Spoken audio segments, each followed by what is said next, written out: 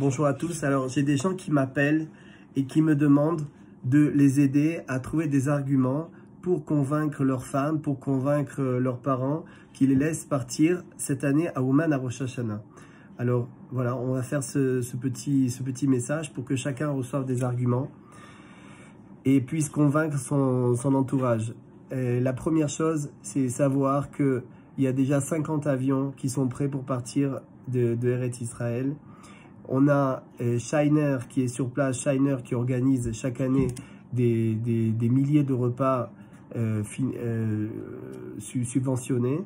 Shiner est là-bas sur place, ça fait déjà quelques temps avec des camions qui arrivent tous les jours et qui sont en train de préparer les choses là-bas sur le terrain.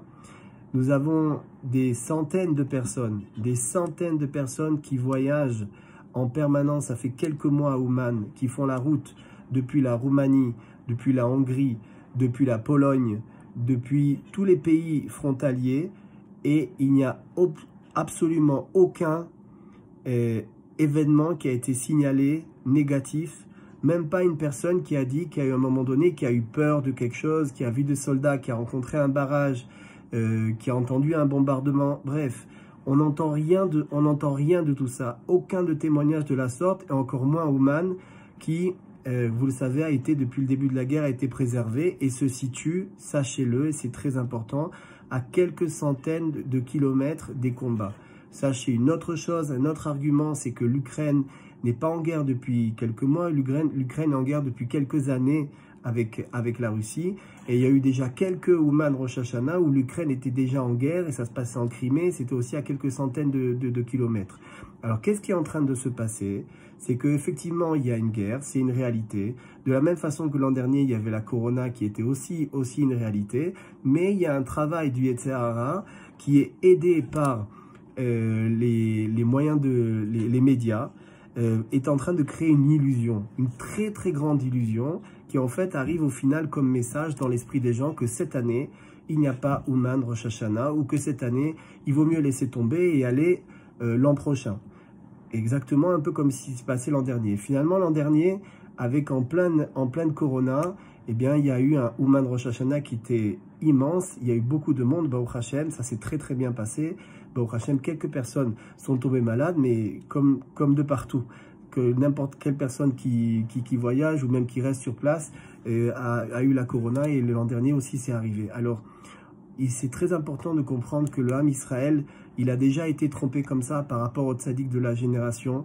Rappelez-vous que quand Moshe Rabbeinu a été soi-disant en retard, apparemment il était en retard pour descendre du Har Sinaï, alors tout le Ham Israël s'est inquiété et d'un coup a vu dans le ciel Moshe Rabbeinu étendu mort dans le ciel. Et c'était comme un hologramme, c'était une illusion que le Yetzer Hara il a créée pour leur faire croire que Bémet, Moshe Rabbeinu était mort. Alors je vous le dis, Baruch Hashem, Rabbi Nachman et Chai Vekayam, Rabbi Nachman est enterré à Ouman et il nous a dit qu'on devait se rendre à Ouman, à Rosh Hashanah, et se battre pour faire en sorte de disparaître tous les obstacles. Il a dit que l'essentiel des obstacles, ce sont les obstacles qu'il y a dans notre esprit. Et la meilleure façon de le faire, c'est d'avoir une véritable envie. Parce que quand Hachem, il veut nous faire un cadeau comme nous rendre à Ouman et recevoir la bracha de Ouman, c'est-à-dire toutes les bénédictions que l'on peut recevoir dans tous les domaines, pour enlever tous les blocages que l'on peut avoir dans tous les domaines qui puissent exister, ce cadeau-là, il est tellement grand que évidemment on ne peut rien donner en contrepartie à Kadosh Baruch Hu. La seule chose qu'on peut lui donner, c'est notre envie. Et ce qui se passe actuellement, c'est que si vous rencontrez des obstacles, c'est-à-dire en l'occurrence beaucoup de gens autour de vous, votre femme, vos amis, vos parents, vos proches qui sont en train de vous dire « n'y allez pas, tu peux pas y aller, quand même, n'exagère pas, c'est la guerre, etc. » Tout ça, c'est parce que vous n'avez pas assez envie d'aller à Ouman. Il faut avoir une très très grande envie d'aller à Ouman. Il faut beaucoup prier, il faut beaucoup demander à Kadosh Baruch Hu qui nous éclaire, justement pour n'avoir aucun doute et pour que tout ça se dissipe autour de nous.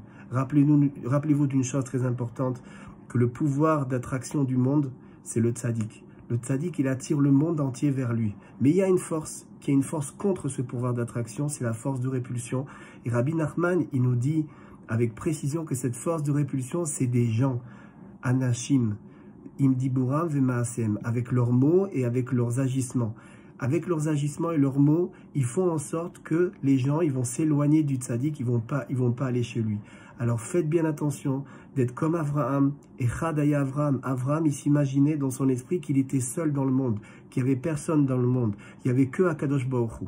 Aujourd'hui, vous avez la Emunat Rachamim, vous avez déjà été à Ouman, vous avez vu ce que c'était Ouman, vous avez reçu une bracha d'Ouman. Aujourd'hui, faites-le pour le Ham Israël. Allez à Ouman pour la Géoula. Rabbeinu, il a dit dans le Sefer Amidot que chaque personne qui va chez le tzaddik, qui fait avancer la Géoula.